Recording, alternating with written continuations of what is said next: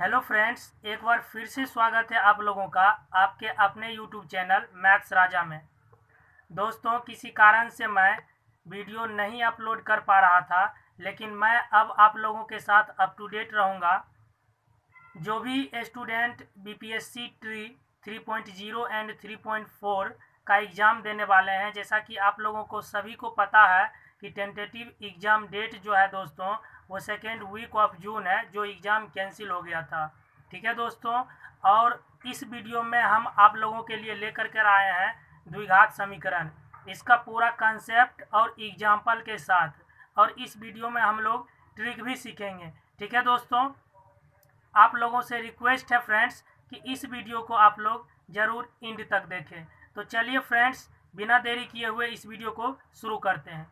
सबसे पहले समझते हैं फ्रेंड्स कि द्विघात समीकरण जिसे हम लोग अंग्रेजी में क्वाड्रेटिक इक्वेशन बोलते हैं, द्विघात समीकरण कहते किसको हैं। ठीक है दोस्तों, जैसा कि यहाँ पर आप देख सकते हैं लिखा हुआ है an equation which is of the form A X square plus B X plus C equal to 0 where a, b and c are real numbers and a does not equal to 0 is called quadratic equation।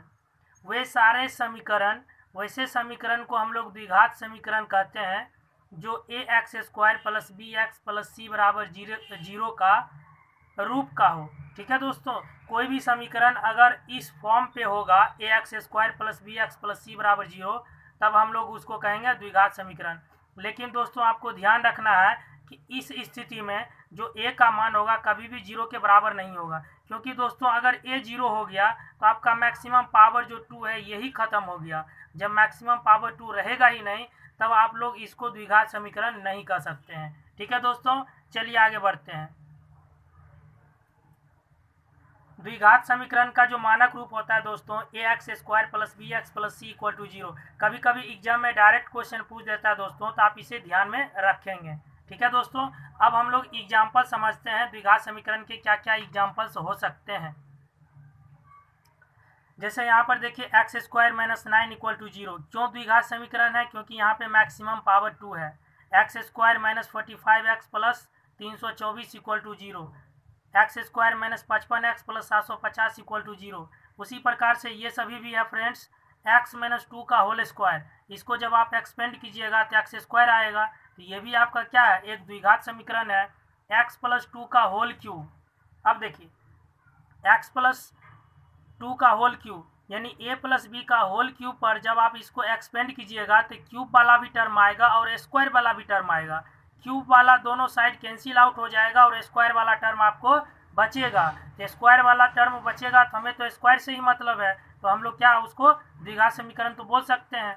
ठीक है दोस्तों, इसी तरीके से बहुत सारे examples possible हैं। ये आदि है, आदि का मतलब हो गया दोस्तों खाने वाला आदि नहीं है ये, इसका मतलब इस तरीके से और भी एग्जाम्पल्स इसके संभव हो सकते हैं। ठीक है दोस्तों, अब कुछ वैसे ही क्वेश्चंस को देखते हैं दोस्तों जो द्विघात समीकरण नहीं कह सकते हैं जिसे हम लोग। ठीक है दोस्तों,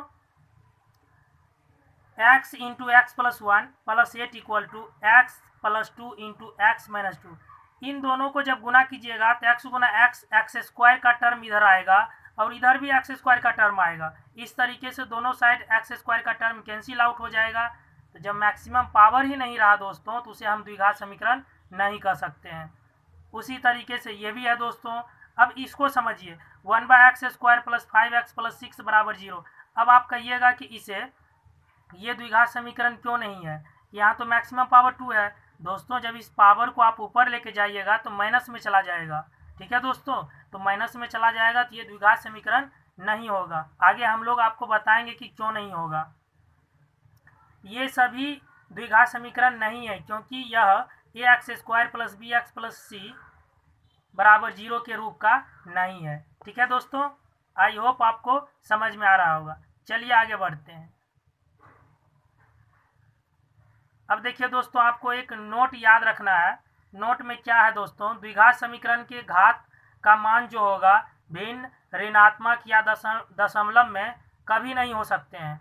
इसका केवल धनात्मक पूर्ण संख्या ही हो सकते हैं, जैसे 1 2 3 4 5 इस तरीके से। माइनस में अगर आपको पावर दिख गया, भले ही पावर 2 क्यों ना हो, वो द्विघात समीकरण नहीं हो सकता है। अगर आपको पावर में 1/2 दिख गया वो भी नहीं होगा, दशमलव में दिख गया वो भी नहीं होगा। ठीक है दोस्तों, ये बातें आप लोग ध्यान में रखिएगा इन सभी को।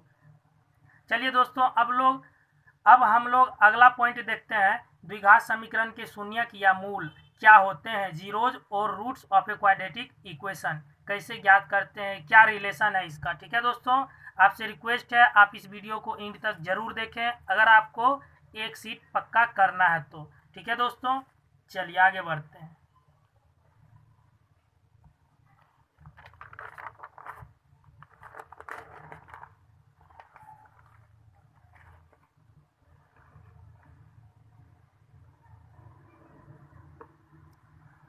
जैसा कि हम लोग जानते हैं दोस्तों, जो द्विघात समीकरण का मानक रूप होता है ax² + bx + c = 0 होता है, और क्योंकि मैक्सिमम पावर 2 है इसीलिए इसके सिर्फ और सिर्फ 2 शून्यक या 2 रूट्स हो सकते हैं।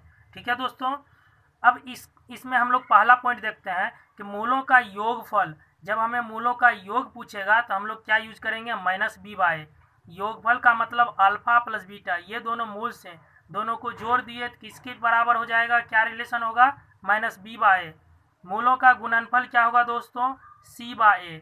ठीक है दोस्तों, अल्फा इंटू बीटा = c/a। चलिए दोस्तों एग्जाम्पल समझते हैं ताकि आपको अच्छे से क्लियर हो जाए। ठीक है दोस्तों, द्विघात समीकरण x² + 7x + 10 = 0 के मूलों का योगफल क्या होगा। दोस्तों देखिए, इसमें मूलों का योगफल पूछा है और हम लोग जानते हैं कि मूलों का जो योगफल होता है अल्फा प्लस बीटा = -b/a होता है। तो देखिए -b/a, b का वैल्यू 7 है दोस्तों। ठीक है दोस्तों, कंपेयर कीजिएगा दोस्तों, जो बीच में होता है वो a का वैल्यू स्टार्टिंग वाला, बीच में जो होता है b का वैल्यू स्टार्टिंग वाला a का, और जिसके साथ कुछ नहीं यानी सिर्फ जो कांस्टेंट होता है वो c होता है हमारा। ठीक है दोस्तों, तो यहाँ पर हो गया दोस्तों -b/a, तो -7/a के जगह पे कुछ नहीं यानी कि 1 हो जाएगा दोस्तों, तो -7 इसका बी नंबर आंसर हो जाएगा। ठीक है दोस्तों, चलिए दूसरा क्वेश्चन देखते हैं। द्विघात समीकरण x² - 3 = 0 के मूलों का गुणनफल क्या होगा। उसमें योगफल पूछ रहा था दोस्तों, इसमें गुणनफल है। तो देखिए गुणनफल जो होता है वो c/a के बराबर होता है। इसमें c का वैल्यू -3 है दोस्तों। ठीक है, तो c/a यानी कि -3/a के जगह पे 1 पुट करेंगे तो इसका आंसर क्या आ जाएगा दोस्तों, -3 में 1 से डिवाइड कीजिएगा -3, b इसका आंसर हो जाएगा। ठीक है दोस्तों, चलिए आगे कंसेप्ट की ओर बढ़ते हैं दोस्तों। द्विघात समीकरण ज्ञात करना जब मूलों का योगफल तथा गुणनफल दिया हो। जब मूलों का योगफल और गुणनफल दिया हो दोस्तों, तब हम लोग द्विघात समीकरण कैसे ज्ञात कर सकते हैं। तो देखिए, यदि द्विघात समीकरण ax² + bx + c = 0 के मूल अल्फा एवं बीटा हो तो द्विघात समीकरण निकालने का फॉर्मूला होता है दोस्तों x² - alpha plus beta into x plus alpha into beta = 0। ये फॉर्मूला आपको ध्यान में रखना है, बार बार पढ़ते रहना है दोस्तों, या उससे भी नहीं हो तो आप इसे नोट डाउन कर सकते हैं कॉपी में, ज़्यादा आपको फ़ायदा मिलेगा। बाद में आप रिवीजन भी कर सकते हैं या फिर वीडियो आप देख सकते हैं। क्वेश्चन देखते हैं दोस्तों एग्जाम्पल। यदि अल्फा प्लस बीटा बराबर -3 हो और अल्फा इंटू बीटा बराबर 2 हो तो द्विघात समीकरण ज्ञात कीजिए। फॉर्मूला लिख देते हैं दोस्तों, x² - alpha plus beta into x plus alpha into beta = 0। ये हमारा फॉर्मूला हो गया। तो x² देखिए फॉर्मूला में एक पहले से माइनस है दोस्तों, और यहाँ पे अल्फा प्लस बीटा का मान भी माइनस में है तो यहाँ पे माइनस दे दिया एक और, into x plus alpha into beta का मान कितना है दोस्तों, 2 है, यहाँ 2 रख दिए बराबर 0। तो x² माइनस माइनस प्लस हो जाएगा दोस्तों, 3x + 2 = 0। इस तरीके का क्वेश्चन जो है दोस्तों एग्जाम में बहुत बार पूछा जा चुका है, और हम आपको जो ही ये टॉपिक क्लियर होगा तो आपको प्रीवियस क्वेश्चन भी कराएंगे ताकि आपको और ज़्यादा कॉन्फिडेंस बढ़े। ठीक है दोस्तों, चलिए आगे बढ़ते हैं।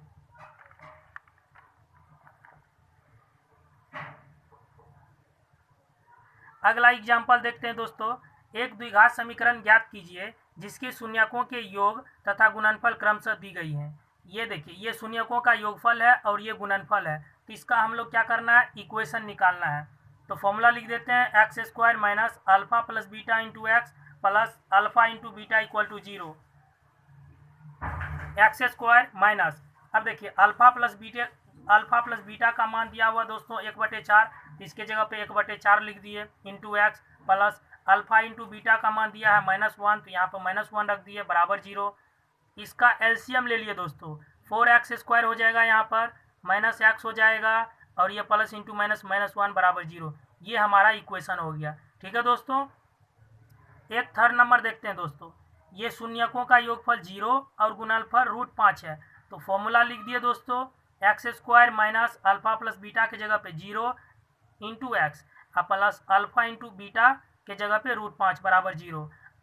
और आप लोग जानते हैं दोस्तों, किसी भी नंबर्स को, किसी भी संख्या को जब आप 0 से गुना कीजिएगा तो उसका वैल्यू क्या हो जाएगा, 0 ही हो जाएगा। 0 तो पहले से ही कंगाल है दोस्तों, ये कहता है अगर हमसे दोस्ती करोगे तो तुम्हें भी कंगाल कर देंगे, इससे थोड़ा संभाल कर दोस्ती करना है। ठीक है दोस्तों, x² प्लस √5 बराबर 0, ये हम लोग का आंसर हो गया। और ये सेकेंड नंबर और 4 नंबर आप लोगों के लिए है दोस्तों। हम चाहते हैं कि आप अगर समझे हैं तो इसका इक्वेशन बनाकर आप हमें कमेंट में अपना आंसर जरूर बताएं। चलिए दोस्तों आगे देखते हैं। एक द्विघात समीकरण ज्ञात कीजिए जिनके मूल क्रमशः 1 एवं 3/2 हैं। देखिए दोस्तों, यहाँ भी इक्वेशन पूछ रहा है, लेकिन इसमें थोड़ा सा क्वेश्चन चेंज हो गया है। यहाँ पर शून्यकों का योगफल और गुणनफल नहीं दिया हुआ है, यहाँ पर आपको दोनों अलग अलग शून्यक दिए हुए हैं। कोई बात नहीं है, फॉर्मूला हम लोग लिख देते हैं, x² minus alpha plus beta into x plus alpha into beta equal to 0। x² minus, अब देखिए अलग अलग मान दिया हुआ है, अल्फा का मान 1 और बीटा का मान 3/2 रख दिए इंटू एक्स प्लस 3/2 इंटू 1।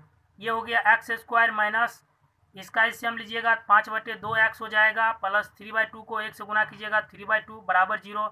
सबका एलसीएम ले लीजिए दोस्तों, ये हो जाएगा 2x² माइनस 5x प्लस 3/2 बराबर 0। क्रॉस मल्टीप्लाई करेंगे, ये हो जाएगा 2x² माइनस 5x प्लस 3 बराबर 0। ठीक है दोस्तों, चलिए अगला पॉइंट देखते हैं दोस्तों।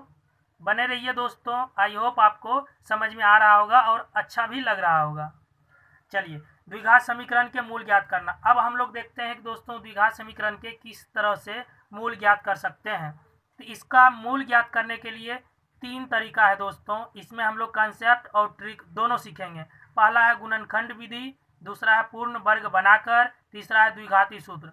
एग्जाम में दोस्तों हम लोगों को आंसर से मतलब है, लेकिन वो आंसर आएगा कैसे उसे सीखना भी जरूरी है, क्योंकि कंसेप्ट आपका क्लियर नहीं रहेगा तो आप क्वेश्चन सॉल्व नहीं कर सकते हैं। ठीक है दोस्तों, इसमें हम लोग फर्स्ट और थर्ड नंबर देखेंगे। सेकेंड नंबर जरूरी नहीं है दोस्तों और इम्पोर्टेंट भी नहीं है, ये जो बोर्ड का एग्जाम का तैयारी करते हैं उन बच्चों के लिए है। ठीक है दोस्तों, चलिए एग्जाम्पल देखते हैं। एग्जाम्पल है दोस्तों, x² minus 3x minus 10 equal to 0। अब इसको गुणनखंड तरीके से बनाते हैं। तो गुणनखंड तरीके से बनाने का क्या तरीका है दोस्तों, सबसे पहले फर्स्ट टर्म और थर्ड टर्म को मल्टीप्लाई करके देखना पड़ता है कि कितना होता है। इन दोनों को जब आप गुना कीजिएगा तो ये होगा 10। अब बीच वाले नंबर्स को इस प्रकार 2 भागों में आप डिवाइड कीजिए कि उन दोनों को जोड़ने या घटाने पर 3 बचना चाहिए और गुना करने पर 10 भी आना चाहिए। यहाँ पे 5 और 2 ले लिए। बड़े वाले नंबर को माइनस में रख लिए, क्योंकि माइनस में प्लस माइनस होगा बड़ा, तो यहाँ पे -3x होगा। ठीक है दोस्तों, इन दोनों में x कॉमन ले लिए तो बचा x - 5 प्लस इन दोनों में 2 कॉमन ले लिए तो x - 5 बराबर 0। तो जो अलग लिखा हुआ है दोस्तों उसको एक बक्सा में बंद कर दिए और जो सेम बक्सा में है उसको एक ले लिए। यहाँ से x का वैल्यू एक -2 आया और एक 5 आया, तो यही दोनों क्या हो गया दोस्तों, मूल हो गया आपका अल्फा और बीटा। ठीक है दोस्तों, तो दोस्तों इस वीडियो में इतना ही, और इसके आगे हम लोग देखेंगे द्विघाती सूत्र से किस प्रकार रूट्स ज्ञात कर सकते हैं, और उसके बाद हम लोग इसका ट्रिक देखेंगे। बनाना है हम लोगों को एग्जाम में ट्रिक के द्वारा ही। ठीक है दोस्तों, अगर आप इस चैनल पे पहली बार विजिट कर रहे हैं तो आप इस चैनल को जरूर सब्सक्राइब कर लें दोस्तों, और अगर आपको वीडियो पसंद आए तो अपने दोस्तों के साथ भी शेयर करें। चलिए दोस्तों, जय हिंद, take care, bye bye. So thank you very much and thank you for watching video.